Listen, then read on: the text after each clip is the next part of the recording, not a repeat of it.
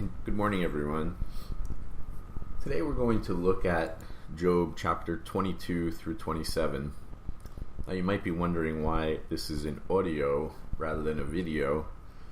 Well, it's a beautiful morning and I guess I'm having a bad hair day, so I decided I would just do an audio.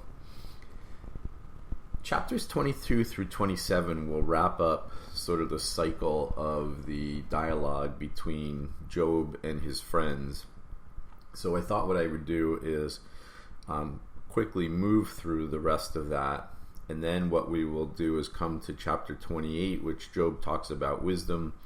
Then Job kind of has a closing monologue, and then ultimately we hear from God himself in chapters 38 through 42. So let's begin in chapter 22 and consider what's going on. So Eliphaz now is talking with Job, and Eliphaz is again holding fast to this idea in verse 5 that his wickedness must be great, that Job, whatever you're doing, it must be really bad. And then he goes on to actually say that in verse 7 that you probably sent widows away empty. I guess that's verse 9, but in verse 7, you've given no water to the weary, you've held food back from the hungry, you have taken over land. So what he's basically saying is, because you're in such bad shape, and because we know God punishes those who do bad things, you must have really done some bad things. And it goes on and on, back and forth, as you know.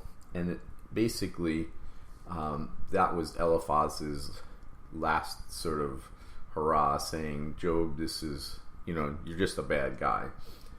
So then Job says in chapter 23, well, I want to be able to discuss what the heck's going on with God himself.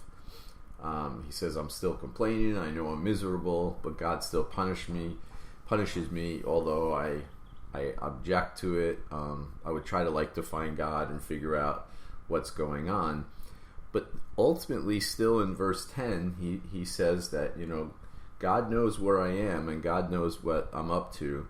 So, God can still find me, and I still trust God that through it all, I'm going to be okay, and that somehow God's going to take me through this. He's also concerned toward the end of chapter 23. He just is kind of playing it safely a little bit, because he does get a little worried about God, because he basically recognizes that no one's like God, no one can oppose God, and God has plans for him. So, he's like, okay, I still want to talk to God about this, but at the same time I respect, and I personally feel that it may be a little doubt creeping into him after all this has been going on. The other thing I want to mention is, if you're like me, you've probably been feeling that this is a back and forth that we've been going after for now a few weeks, and maybe it's okay, Henry, let's just jump to the end of this story, because this back and forth and this suffering is getting a little much, and it's just very repetitive. But I think there's a message in that repetitiveness. I think there's a message in that long duration, and that is that, and as I was speaking to someone yesterday, when we're suffering, when we've had a death in our family, or we ourselves are very sick, or some of the things that have happened to Job, he's lost everything, he's been sick, he's obviously very sick, he has lost his children. The suffering isn't quick. It's not a quick deal where you suffer and then all of a sudden a few days later things resolve itself. So I think there is a message for us in this continuous story of the back and forth, and that sometimes the scripture makes things seem so tidy, but maybe in this book where it just seems to be taking a long time, we get the idea that suffering is a long-term deal, and as a result it's a constant battle with, do we blame God? Does God really know where we are? Are we okay with God? Etc., etc. So in chapter 24 then, Job continues to go on and, just continue to talk about people who are suffering. So he just continually mentions that there are those people who do bad things. God doesn't seem to be getting back at them. So we're back to, that concept again of why are the bad people seemingly okay and the good people struggling. So that's primarily what's going on in chapter 24. And then his friend Bildad starts to talk in chapter 25. And he really starts, you can just picture what's going on here, right? This constant struggle. And Job is stubbornly holding on. So one of his other friends now just blurts out and sort of cuts Job off in 25 and basically talks about the fact that God is all powerful, God is all, perfect, and as a result, you're just not right. You've got the whole image of what's going on wrong. And so they have now a battle, even going back to the Genesis, and they talk about the image of God, that we were created in the image of God.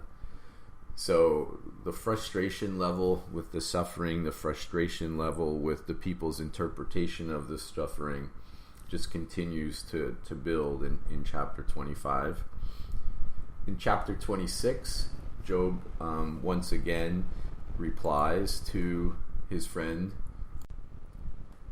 Job basically says to his friend Bildad, I am weak. Say something that will help me. Try to rescue me. I need wisdom, so advise me. So basically, again, this continues on, and Job is acknowledging that God is powerful. He says in verses 5 that dead people tremble painfully in a place that is deeper than even the sea. So he's, recognizing the power of God, but once again, he's holding fast to his position. And in chapter 27, this would be the ending of his speeches. So this is considered by scripture scholars to be now his last attempt at his speech. So he basically goes on to say that I've suffered a lot. He believes that God caused these sufferings, but in the end, he still trusts God. He doesn't understand why they happened, but he insists that he is, not guilty of doing things that are so bad that would have caused this, but he still holds on to the fact that God is with him and that God will take care of him. So I guess the story for us, or the message for us as we go through the middle chapters of the book of Job, as I said earlier, is suffering can be a long-term deal. It would be nice if God would just sort of rescue us from it, and it can be very confusing at times. But in the end, like Job, we're called to still trust that God is with us through even the most difficult of times. So I'll put this out there, and I wish you all a very good week, closing of the week, and a good weekend. And then I will pick up with a video on listening to Job's wisdom, and then as we move on to when God ultimately responds to Job and gives Job many blessings for how Job was able to handle this, and actually does a little bit of chastising to the friends for not really understanding what God is all about. So have a good week and weekend, and I'll talk to you soon.